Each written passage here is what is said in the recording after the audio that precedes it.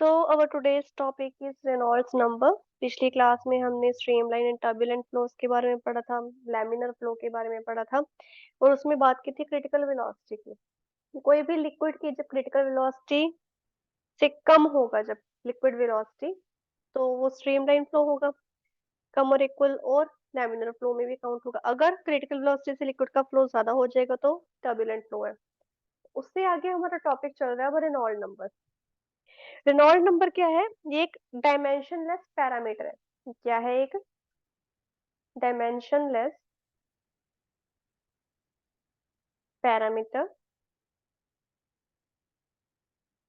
जिसकी वैल्यू हमें बताती है nature of flow of liquid. किसके थ्रू? पाइप के थ्रू। जो भी लिक्विड का फ्लो है किसके थ्रू जानेंगे हम? पाइप के थ्रू। जैसे हमने लैमिनर फ्लो में किया था। लैमिनर फ्लो में एक तो नॉन विस्कस फ्लूइड ले लिया था, एक कंप्लीटली विस्कस फ्लूइड ले लिया था। नॉन विस्कस फ्लूइड तो सीधा जा रहा है, उसका प्लेन है, लेकिन जो विस्कस था उसका ऐसे पैराबोलिक शेप आ रही थी, क्योंकि वो वॉल्स के साथ स्टिक कर रहा था पाइप की। उसके पास ऑप्शन नहीं थी, बहुत गाढ़ा है वो, उसकी डेंसिटी बहुत ज्यादा है, इस कारण वो के वॉल्स के साथ स्टिक कर रहा था। तो रेनॉल्ड नंबर यही चीज बताता है। सिर्फ क्रिटिकल वेलोसिटी के बेसिस पे नहीं कर सकते। क्रिटिकल वेलोसिटी फ्लूइड के निकालने थोड़ी सी मुश्किल है, रेनॉल्ड नंबर थोड़ा इजी है। ठीक है बात वही, तीनों दोनों में वही क्वांटिटीज यूज होंगी जो हमारे पास, जो क्वांटिटीज क्रिटिकल वेलोसिटी में यूज हुई है वही क्वांटिटीज हमारे पास रेनॉल्ड नंबर में यूज होंगे। So you can choose the option कौन सा आपने यूज करना है। तो क्या है? ये एक डायमेंशनलेस पैरामीटर है whose value whose value decides the nature of flow of a liquid through a pipe। Pipe के थ्रू उसका फ्लो ऑफ लिक्विड कैसा है। ठीक है, ये है हमारे पास रेनॉल्ड नंबर। और इसको हम हमेशा आर ई के साथ डिनोट करते हैं। रेनॉल्ड नंबर को आर सब ई के साथ डिनोट करेंगे।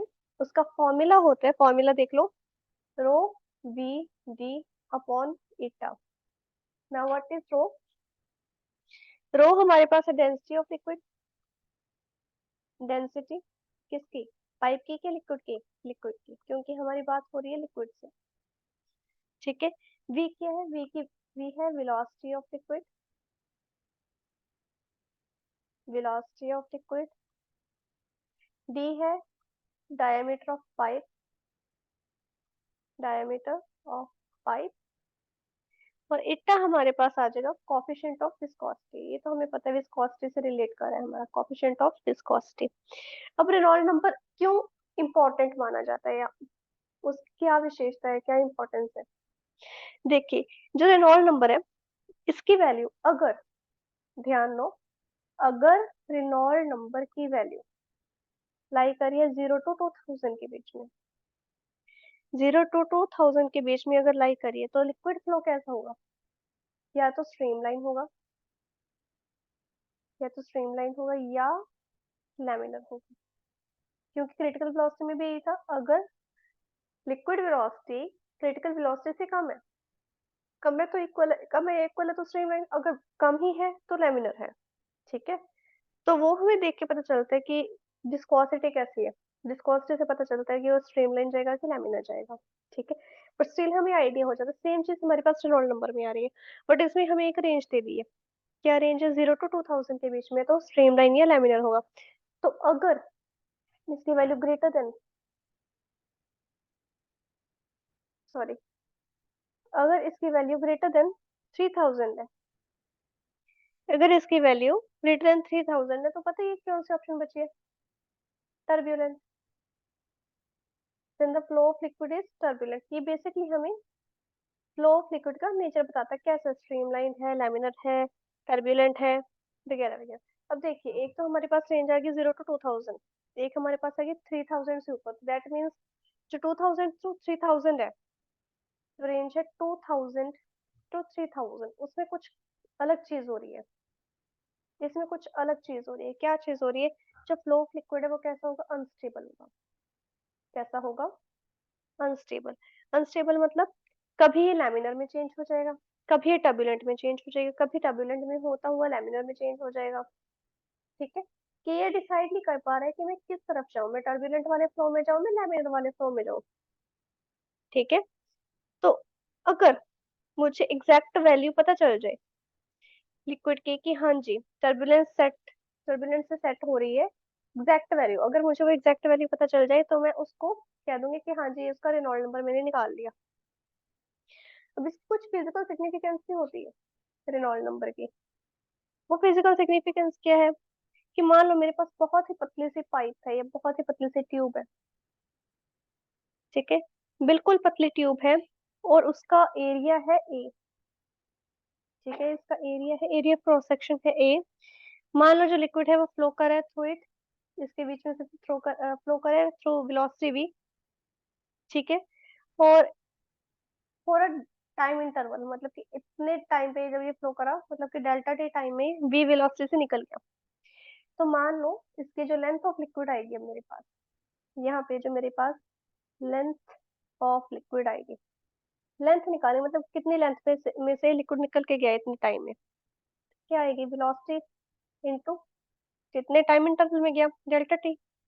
और वॉल्यूम निकालनी है अगर, volume of flow of liquid या volume of liquid flowing through the tube, ऐसे मान लो इन टाइम डेल्टा टी, यानी कि कितनी वॉल्यूम गई है डेल्टा टी टाइम में, या कितनी वॉल्यूम की है, क्या है पास हुई है नैरो पाइप से इन डेल्टा टी टाइम में, वो हम निकालेंगे एरिया के साथ, area into we delta T. ठीक है, इस टर्म के साथ हमारे पास एरिया जुड़ जाएगा। अब निकालें कितने मास निकला है, डेल्टा टी टाइम में कितनी लेंथ निकल गई लिक्विड की, फिर कितनी वॉल्यूम निकल गई लिक्विड की, उस लिक्विड जो लिक्विड ये पास हुआ है पाइप के बीच में से उसका मास कितना है, उसका मास हम लेंगे डेल्टा एम। ठीक है, मास को हमने डेल्टा एम ही लेना है, जबकि पता है कि डेल्टा एम हमारे पास इस तरह से क्वांटिटी चेंज नहीं होती, बट इसमें हम डेल्टा एम अज्यूम करके चलेंगे।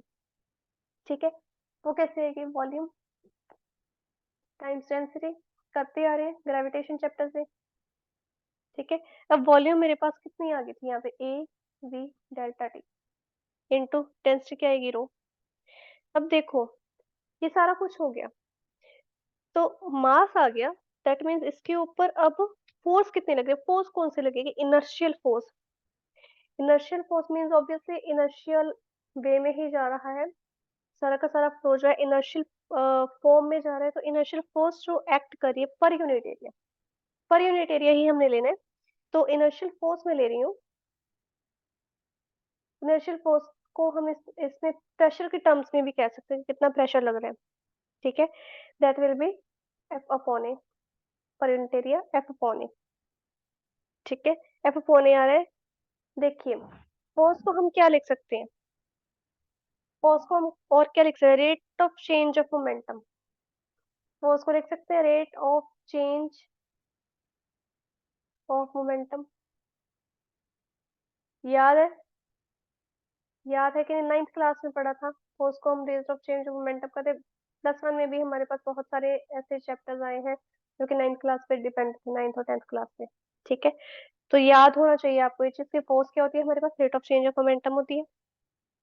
Rate of change of momentum, momentum क्या होता है एम इंटू वी, मेरे पास एम की जगह पे क्या है डेल्टा एम है, delta M into V. Rate of change of momentum आ रहा है, चेंज ऑफ मोमेंटम मतलब डिनोमिनेटर में मेरे पास टाइम आएगा, टाइम कौन सा आएगा डेल्टा टी इंटू एरिया। अब देखिए डेल्टा एम की वैल्यू लिख दो, कितनी आई थी A V delta T rho. ठीक है, V as it is upon delta T की value as it is into, मेरे पास एरिया तो मैंने कहीं पे निकाला नहीं निकाला, तो मेरे पास एरिया एज इट इज आ जाएगा यहाँ पे। देखिए डेल्टा टी से डेल्टा टी कैंसल, ए से ए कैंसल्ड, क्या आ गया मेरे पास आंसर यहाँ पे rho V square, density time velocity की स्क्वायर। अब ये तो थी इनर्शियल फोर्स कि कितना इनर्शिया के साथ ये जा रहा है, बट हम बात करें फ्लूइड की, फ्लूइड डायनेमिक्स की, तो फ्लूइड डायनेमिक्स में क्या मेन इंपॉर्टेंट होता है, विस्कस फोर्स। विस्कस फोर्स निकालना जरूरी है, तो viscous force per unit area, viscous force per unit area क्या आएगा मेरे पास, coefficient of viscosity times velocity gradient, यही करते आए हैं। विस्कोसिटी का टॉपिक किया था, उसमें यही चीज कही थी, coefficient of viscosity times velocity gradient. Velocity gradient क्या होता है? वेलोसिटी ग्रेडियंट क्या था? Change in velocity upon change in distance या हाइट। डिस्टेंस या हाइट, मेरे पास यहाँ पे डायमीटर आ रहा है इसका, कितना डायमीटर है पाइप का, उतना ही डिस्टेंस होगा। ठीक है, तो वी अपॉन डी कर दें यहाँ पे। चलो ठीक है, वी अपॉन डी कर दिया। अब मैंने इनर्शियल फोर्स और विस्कस फोर्स दोनों की वैल्यूज निकाली, इसको नंबर 1 दे दिया, इसको नंबर 2 दे दिया। Now divide number 1 bye number 2। ठीक है, नंबर 1 डिवाइडेड बाय नंबर 2 होगी equation. Equation number 1 is divided by equation number 2, तो मेरे पास आ जाएगा inertial force upon viscous force. ठीक है, इनर्शियल फोर्स की क्या वैल्यू आई थी? Rho V square. Viscous force की क्या वैल्यू आई थी? Eta V upon D. D इधर आ जाएगा, एक वी से एक V cancel, rho V D upon eta. पहले क्या वैल्यू निकाली थी, तो हमने इसको क्या कर दिया, प्रूव कर दिया। ठीक है, यहाँ पे लिख देंगे हेंस प्रूव्ड कि जो रेनॉल्ड नंबर है क्या रिप्रेजेंट करता है? Ratio of inertial force per unit area to the viscous force per unit area. Clear? Reynold number में कोई डाउट तो नहीं?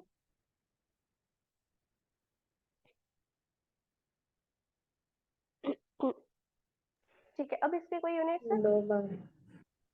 रेनॉल्ड नंबर के कोई यूनिट्स नहीं। अभी क्या बताया, डायमेंशनलेस पैरामीटर है। क्या है ये? डायमेंशनलेस पैरामीटर है। चलो ठीक है, अगर ये डायमेंशनलेस पैरामीटर है तो मुझे एक बात बताओ कि अगर मैं इससे फिर भी डायमेंशन निकालना चाहूँ तो क्या मैं निकाल सकती हूँ? ट्राई करते हैं, डायमेंशंस ले लेते हैं हम। रेनॉल्ड नंबर के तो कोई डायमेंशंस नहीं है, मेरे पास क्वांटम है rho V D upon, rho V D upon, यहाँ पे इट्टा आना था, सॉरी मैंने रो लिखते इट्टा आना था, वन इट्टा। ठीक है, अच्छा अब रो के मेरे पास डायमेंशंस होती है M L to the power -3। ठीक है, यहाँ पर v आ गया मेरे पास L T to the power -1। Diameter आ जाएगा, उसकी तो के लिए लेंथ ही आएगी, है ना, एल आ गई। इट्टा मेरे पास होता है एम एल -1 डी माइनस। अब ट्राई करते, देखिए एम के साथ एम जाएगा, राइट, सॉरी यहाँ पे टी आना था, डी लिखते टी आना था। टी -1 है तो टी के साथ भी टी जाएगा। अब बचा एल, देखिए एल और एल, यहाँ पे L2 है -3+2, यहाँ पर L -1 पड़ा है, -1 अपॉन -1। तो डायमेंशन में भी हमने क्या बता दिया, ये क्या है, एक डायमेंशनलेस क्वांटिटी, क्योंकि तीनों के डायमेंशंस क्या आ रहे हैं। तो यहाँ पे हमने ऐसे 0 या 1 नहीं लिखना, कुछ नहीं लिखना, सीधा इसको ये ऐसे बताना कि m की पावर भी हमारे पास 0 आ गई, l की भी 0 आ गई, t की भी 0 आ गई, hence we can prove that Reynolds number is a dimensionless quantity। तो ये क्वेश्चन आ सकता है आपको, prove that Reynolds number is a dimensionless quantity, so for that you will have to do it।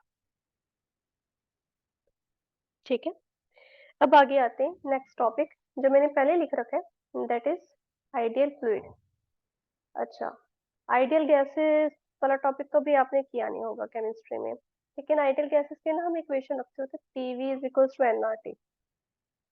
अब देखिए, आइडियल चीज की जब बात होती है वो हमारे पास रियल वर्ल्ड में एग्जिस्ट नहीं करती, हमेशा याद रखो। अगर मैं कह रही हूँ साइंस में स्पेसिफिकली कि आइडियल चीज निकालो कोई, ये चीज मेरे पास आइडियल है, दैट इज नॉट पॉसिबल। अगर मैं कहूँ कि जो ग्रेविटी की वैल्यू है 9.8 मीटर पर सेकंड स्क्वायर, है ना, एक्सेलरेशन ड्यू टू ग्रेविटी है मेरे पास अर्थ की 9.8 इंटू 9.8 मीटर पर सेकंड स्क्वायर, क्या वो आइडियल है? नहीं, जैसे जैसे आप ऊपर जाते जाओगे वो चेंज होती जाएगी, चेंज होने का मतलब कम होती जाएगी। ठीक है, और अगर आप इक्वेटर पे जाओगे वहां पे वैल्यू कुछ और होगी, अगर आप पोल्स पे जाओगे वहां पे वैल्यू कुछ और होगी, तो आइडियल फॉर्म में तो है ही नहीं। अगर आइडियल होती तो अगर मैं धरती के सरफेस से लेके धरती के एटमॉस्फेयर को भी पार कर जाती तब भी उसकी वैल्यू 9.8 मीटर पर सेकंड स्क्वायर है, अगर वो वैल्यू आइडियल है। दैट मीन्स अगर हम आइडियल फ्लूइड की बात करेंगे that does not exist in our real life, practically ये चीज एग्जिस्ट नहीं करती है, it is just a concept. But इस कॉन्सेप्ट के बेसिस पे हमारे पास बहुत सारे टॉपिक्स आ जाते हैं। ठीक है, तो आइडियल फ्लूइड को अगर मैंने अज्यूम करना है और उसको डिफाइन करना है तो कैसे करूंगी? जो आइडियल फ्लूइड होगा, देखिए मैंने अभी तक स्ट्रीमलाइन फ्लो कर लिया, लैमिनार फ्लो कर लिया, टर्बुलेंट फ्लो कर लिया, तो मुझे इतना पता चल गया कि ये जिसकी विस्कोसिटी कम होती है वो तो बड़े आराम से फ्लो करते हैं, ठीक है। अगर जिसकी विस्कोसिटी बहुत ज्यादा होती है वो टर्बुलेंट फ्लो की तरह वर्क करते हैं, और अगर बीच में बहुत सारी ऑब्स्टेकल्स आते रहे तो वो टर्बुलेंट फ्लो की तरह, लैमिनार फ्लो की तरह विस्कोसिटी बहुत हाई होगी, अगर बहुत सारी यू कैन से ऑब्स्टेकल्स आ रहे तो टर्बुलेंट फ्लो होगा। ये चीज है, यानी कि अनस्टेबल होगा लिक्विड का फ्लो, ठीक है। तो बेसिकली जो मैंने फ्लूइड लेना है, अगर मैं कोई फ्लूइड लूं तो वो आइडियल हो किस टर्म्स में, वो हो नॉन विस्कस, क्योंकि जो बहुत विस्कस होगा उसको तो फ्लो करवाना ही मुश्किल है, तो मैं उसके ऊपर एक्सपेरिमेंट कैसे करूंगी? फ्लूइड में जो भी लूं आइडियल में वो हो नॉन विस्कस, ठीक है, और वो हो इनकम्प्रेसिबल। याद आ रहा है कुछ? इनकम्प्रेसिबल से चैप्टर के शुरुआत में किया था ये वर्ड, इनकम्प्रेसिबल हो। और कैसा हो वो? उसका जो फ्लो हो, flow of fluid should be, flow of fluid should be कैसा हो? Steady and irrotational. याद रखो, स्टेडी एंड इरोटेशनल, वापस से वो मुड़ के ना पाए, ठीक है। जो रियल फ्लूइड्स है, रियल वर्ल्ड में जितने भी फ्लूइड्स है वो इतने कॉम्प्लिकेटेड है, इतने कॉम्प्लिकेटेड है कि हम उनको आइडियल तो कह ही नहीं सकते, चाहे वाटर क्यों ना हो, सी वाटर है, रिवर वाटर है, वो भी हमारे पास आइडियल में नहीं काउंट होता, वो भी नहीं काउंट होगा। तो आगे वाले जो 3-4 टॉपिक आएंगे बहुत हद तक थ्योरेटिकल बेस्ड होंगे, थ्योरी बेस्ड होंगे, लेकिन जो बर्नौलीज प्रिंसिपल है, I will show you a video जो कि प्रैक्टिकली हमने एक्सपेरिमेंटली उसको किया हुआ है, ठीक है। तो आइडियल फ्लूइड में कौन कौन सी विशेषताएं हैं, प्रॉपर्टीज में क्या है? सबसे पहले वो नॉन विस्कस हो, यानी कि बिल्कुल भी गाढ़ा ना हो, बिल्कुल भी ना हो, इनकम्प्रेसिबल हो, इसको हम इजीली कंप्रेस ना कर पाए, दबा ना पाए, ठीक है। और जो फ्लो है वो स्टेडी हो और इरोटेशनल हो, ठीक है। तो कैसा होगा ये फ्लूइड? उसके अंदर कुछ खास फीचर्स होंगे। अब जैसे मैंने कहा स्टेडी फ्लो, स्टेडी फ्लो का क्या मतलब है? जो फ्लूइड की वेलोसिटी होगी, fluid velocity at each point, fluid velocity at each point does not change with time, does not change with time। ये किसने किया था? हमने स्ट्रीमलाइन फ्लो में, स्ट्रीमलाइन फ्लो में किसी भी पॉइंट पे देख लो क्या था हमारे पास, फ्लूइड वेलोसिटी क्या थी? कांस्टेंट थी, कांस्टेंट थी, मतलब वही बात होगी, does not change with time, चाहे वो डायरेक्शन है चाहे मैग्नीट्यूड है, वो चेंज नहीं होगी, जिस डायरेक्शन में जा रहा है उसी डायरेक्शन में जाएगा। अगर उसकी वेलोसिटी 10 मीटर पर सेकंड, उसकी 10 मीटर पर सेकंड ही रहेगी, दैट विल नॉट चेंज, ठीक है। चाहे वो मैग्नीट्यूड हो, मैग्नीट्यूड और और डायरेक्शन, ठीक है। स्टेडी फ्लो का मतलब ये होता है कि वो कांस्टेंट वेलोसिटी से जाएगा और उसकी डायरेक्शन भी चेंज नहीं होगी, तो उसको स्टेडी फ्लो को क्यों कहेंगे, वेलोसिटी क्यों कहेंगे, स्पीड ही कह देते हैं, डायरेक्शन तो चेंज नहीं होगी। चलो फिर भी एक पर्टिकुलर डायरेक्शन मिल गई कि हाँ जी इस डायरेक्शन में जा रहा है, इसलिए वेलोसिटी कह रही है। इनकम्प्रेसिबल का क्या मतलब है? जो डेंसिटी है वो कांस्टेंट रहेगी, इनकम्प्रेसिबल का मतलब है, इनकम्प्रेसिबल का मतलब है जो डेंसिटी है इट विल बी कांस्टेंट, ये नहीं बदलने वाली। नॉन विस्कस का क्या मतलब है? नॉन विस्कस, विस्कस या विस्कोसिटी क्या होता है? फ्रिक्शन, लेयर्स के बीच में फ्रिक्शन, फ्रिक्शन होना, इसके अंदर क्या होगी? No internal friction. Non viscous का क्या मतलब है? It has no internal friction, यानी कि कोई भी ऑब्जेक्ट जब मूव करे थ्रू दिस फ्लूइड ये एक्सपीरियंस नहीं करेगा एक कोई भी रिटार्डिंग फोर्स और ये बचा इरोटेशनल। इरोटेशन का मतलब है कि कोई भी एंगुलर मोमेंटम हो ना हो, no angular momentum, angular momentum क्या है, इसलिए ओमेगा लिख दिया, नो एल, ठीक है। यानी कि इसका कोई एंगुलर मोमेंटम नहीं है। तो मान लो मेरे पास कोई छोटा सा पहिया है, ठीक है, कोई भी स्मॉल व्हील है इस तरह से, और उसके किसी भी पॉइंट के अंदर फ्लूइड घूम रहा है, मान लो इस तरह से इसके अंदर ना ऐसे फ्लूइड घूम रहा है, किसी भी पॉइंट के ऊपर, क्या मैं इसका एंगुलर मोमेंटम ना निकाल पाऊँ? वो रोटेट ही नहीं करेगा about its centre of mass, वो नहीं रोटेट करा, वो फ्लूइड एज इट इज रहेगा, वो फ्लूइड नहीं घूमेगा। कोई भी व्हील है, ठीक है, उसके अंदर के कहीं पे भी मैंने, मानो मैंने इस पार्ट में क्या है, यहाँ पर मैंने थोड़ा सा फ्लूइड डाल दिया, वो फ्लूइड नहीं घूमेगा, व्हील घूमता रहेगा, उसका कोई एंगुलर मोमेंटम नहीं निकाल पाएंगे हम। ठीक है, तो अब पता चला आइडियल फ्लूइड क्या होता है।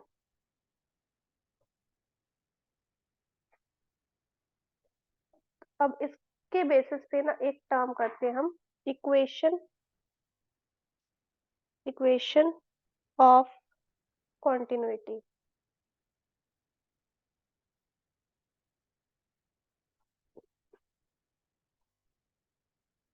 इक्वेशन ऑफ कॉन्टिन्यूटी क्या है? मान लो मेरे पास कोई नॉन विस्कस फ्लूइड है, नॉन विस्कस मतलब जिसकी लेयर्स के अंदर फ्रिक्शन नहीं है, तो अज्यूम कर रहे हैं हम non viscous fluid, non viscous and incompressible, incompressible भी लेंगे, इनकम्प्रेसिबल फ्लूइड। ठीक है, अब ये जो इनकम्प्रेसिबल और नॉन विस्कस फ्लूइड है, ये फ्लो करे steadily, steadily, sorry, steadily flowing, किसके अंदर से? Flowing through a pipe, flowing through a pipe. ठीक है, तो पाइप को अज्यूम कर लेती हूँ मैं, ये मेरे पास एक पाइप है, यहाँ से लेके यहाँ तक। ठीक है, अब इसके बीच में से ये फ्लूइड इस तरह से यहाँ पे फॉलो फ्लो करेगा। मान लो इस पाइप को ना मैंने अब नाम देना है, ठीक है, तो पाइप होगी मेरे पास ए टू बी ले लेंगे चलो। पर ये ना पाइप थोड़ी सी डिफरेंट है, ये ऐसे ही नहीं है पाइप, ये ना आगे जाके टाइट हो जाएगी, इस तरह से आगे जाके ये नैरो हो जाएगी, यहाँ पे, यहाँ पे आके ये नैरो होगी। तो ऑब्वियसली जब ये नैरो होगी तो फ्लूइड के ऊपर या फ्लूइड के फ्लो के ऊपर कुछ ना कुछ तो असर होगा ही। हम कैसा फ्लूइड अज्यूम करें? हम करें आइडियल फ्लूइड, अभी आइडियल फ्लूइड में सारी की सारी प्रॉपर्टीज पड़ी ना, आइडियल फ्लूइड हम अज्यूम कर रहे हैं। ठीक है, मान लो मेरे पास ये पॉइंट है ए, ये पॉइंट है B, A to B point पे ये फ्लो कर रहा है फ्लूइड। ठीक है, अब हम कुछ चेंजेस करेंगे, कुछ चेंजेस देखेंगे बेसिकली। मान लीजिए मेरे पास है कोई एरिया A1, ठीक है, ये है एरिया A1, तो कह देंगे एरिया A1 है यहाँ का, यहाँ से जो फ्लूइड निकलेगा उसकी वेलोसिटी V1 होगी। ठीक है, और you can say fluid density मेरे पास है ρ1, जो ए पॉइंट से निकल रहा है, फ्लूइड डेंसिटी ρ1, फ्लूइड का जो पाइप का एरिया है वो A1 है, और यहाँ पर जो फ्लूइड की वेलोसिटी होगी वो V1 होगी जब वो ए पॉइंट से निकलेगा। ठीक है, अब जब हम यहाँ पर पहुंचेंगे बी पॉइंट पे तो क्वांटिटीज चेंज हो जाएंगी, यहाँ पे मेरा एरिया कम हो जाएगा, A2 हो जाएगा, वेलोसिटी देखते कम होगी कि बढ़ेगी, V2, डेंसिटी ρ2। ठीक है, हम अज्यूम तो करें आइडियल फ्लूइड, लेकिन जब हमारे पास पाइप ही आगे जाके नैरो होगी एकदम से, तो उस वक्त हमारे पास वो आइडियल फ्लूइड की तरह बिहेव करेगा कि नहीं करेगा, वो देखना है हमें। That is the equation of continuity. अब देखिए मेरे पास मास है, वॉल्यूम इनटू डेंसिटी। तो वॉल्यूम कैसे निकालेंगे? Area of cross section into कितनी लेंथ है टाइम्स डेंसिटी। जो मास सेक्शन ए से निकल रहा है, ठीक है, मान लो सेक्शन ए से मेरे पास एक फ्लूइड इस तरह से निकला है, ये ऐसे किसी फॉर्म में निकल रहा है, ठीक है, और यहाँ पर है मेरे पास ए डैश, और यहाँ पर बी से इस तरह से निकला है, तो इसको बी डैश कह देंगे। ये भी देखते हैं इसमें क्या चेंज है, वो भी करेंगे। देखिए जो मास सेक्शन ए से निकलता है, लिखती हूँ मैं सेक्शन ए। जब मास सेक्शन ए से निकलेगा तो उसका एरिया A1। लेंथ लेंथ क्या लेंगे अब इसकी? लेंथ को हम क्या कह सकते हैं? Velocity into time. पिछले से पिछले रेनॉल्ड नंबर में किया था। लेंथ को हम क्या कह सकते हैं? Velocity into time. ठीक है, ये v वॉल्यूम है, ये v वेलोसिटी है, इसमें कंफ्यूज नहीं होना है। अब ये जो इतनी लेंथ में से, मान लो इतनी लेंथ को मैंने ज्यूम कर लिया, a टू a डैश की जो लेंथ है, उसमें फ्लूइड की वेलोसिटी कितनी थी और कितने टाइम में कवर कर गया, वो करने। इसकी वेलोसिटी ऑब्वियसली v1 है और टाइम डेल्टा टी। सिमिलरली इस सेक्शन से जब ये निकलेगा यहाँ तक, इसका टाइम डेल्टा टी लगेगा और वेलोसिटी v2 लगेगी। ये इस लेंथ की होगी, B B B dash length होगी, ए ए डैश लेंथ। तो ए ए डैश लेंथ के लिए v1 इंटू डेल्टा टी, और मेरे पास रो की जगह आ गया रो 1। ठीक है, अब सेक्शन बी की बात करते हैं। सेक्शन बी में मेरे पास मास है, area A1, velocity v2, delta T, और जो मेरे पास रो आ रहा है वो रो 2 है। अब कंजर्वेशन ऑफ मास करेंगे by the law of conservation of mass. क्या कहते हैं? इसको मैंने m1 दे दिया, इसको मैंने m2 दे दिया। सेक्शन 1 का मास m1, सेक्शन 2 का मास m2। चलो इसको भी चेंज कर दिया, हमारे लिए इजी हो जाएगा। m1 is equal to m2। जैसे भी पाइप हो, दोनों सेक्शंस पे जो मास है वो सेम ही रहेगा। ये law of conservation of mass. तो m1 की value a1 b1 delta T रो 1, m2 की वैल्यू a2, यहाँ पे सॉरी a2 आ रहा था, v2 डेल्टा टी रो 2। डेल्टा टी और डेल्टा टी तो कैंसिल हो जाएगा, मेरे पास आ जाएगा। अब देखिए वन मोर थिंग, जो फ्लूइड मैंने लिया था वो क्या था? इनकम्प्रेसिबल। इनकम्प्रेसिबल के बारे में हमने अभी पढ़ा था कि उसकी जो डेंसिटी है कांस्टेंट रहेगी। The density of liquid remains constant during its flow. Incompressible का मतलब ये है। तो इसका मतलब जो डेंसिटी यहाँ पे रो 1 है, यहाँ पे रो 2 है, दोनों आपस में इक्वल है। ये चीज मैं इसको यहाँ पे अप्लाई कर दूंगी, a1 v1 rho equals to a2 v2 rho rho cancel. अब मेरे पास यहाँ पे आ रहा है a1 v1 equals to a2 v2। ये मेरे पास रिजल्ट आ गया। इसका क्या मतलब है कि यहाँ पर एरिया था जो, दोनों इक्वल है, यहाँ पर यहाँ पर यहाँ पर यहाँ पर वेलोसिटी भी इक्वल है, और ये टर्म कांस्टेंट है। चाहे मैं नेम अलग अलग दे दूं पर उनकी वैल्यू सेम ही आएगी। That means a into T constant है। यही इक्वेशन ऑफ कॉन्टिन्यूटी क्या बताती है कि कोई भी स्ट्रीमलाइन फ्लो जब होगा of non viscous and incompressible fluid through a pipe, जिसका एरिया बार बार चेंज हो रहा है, मान लो इसका एरिया मैं आगे जाके ऐसे कर दूं, इससे भी बड़ा कर दूं, अब यहाँ पे भी जो a1 v1 आएगी दोनों की इक्वल आएगी। ठीक है, जो मेरे पास नॉन विस्कस इनकम्प्रेसिबल फ्लूइड हो रहा है through a pipe varying cross section, through pipe of varying cross section, जो प्रोडक्ट होगा एरिया का और जो नॉर्मल फ्लूइड वेलोसिटी है वो हमेशा कांस्टेंट होगी through out the flow. This is what sets the equation of continuity.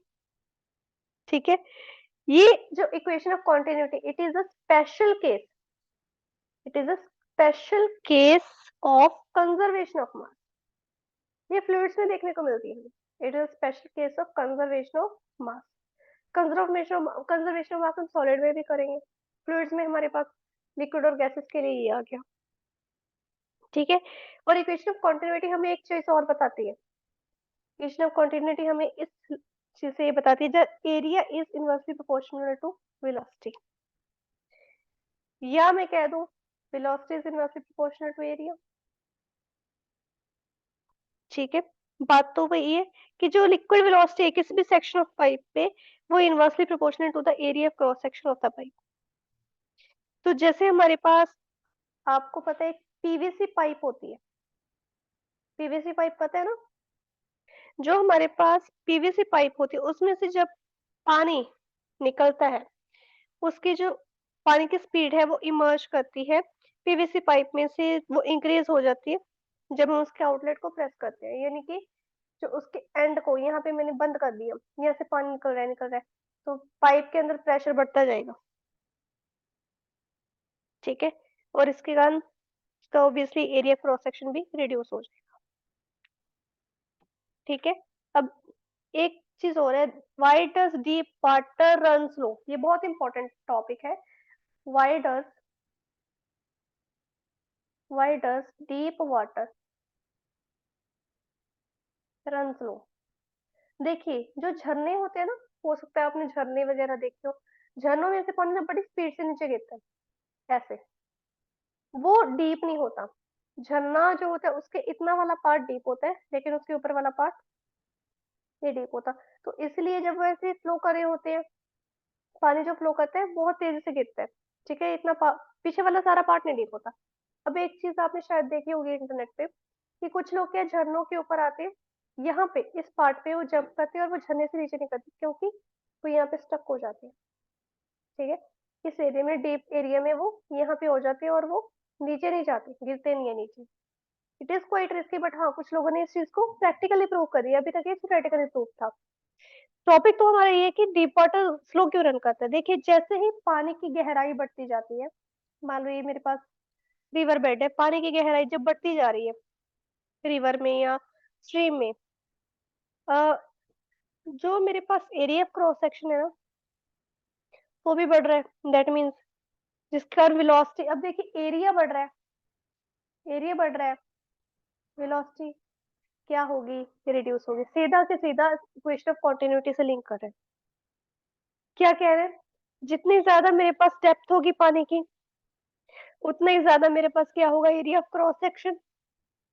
According to equation of quantity, A is inversely proportional to B, तो आप क्या कह दोगे, as area increases, velocity of fluid or liquid, the velocity of water reduces, that's why deep water runs slowly, ठीक है। तो अभी आज हमने इतना ही करना है, कल को हम करेंगे energy of a fluid in steady flow and Bernoulli's principal.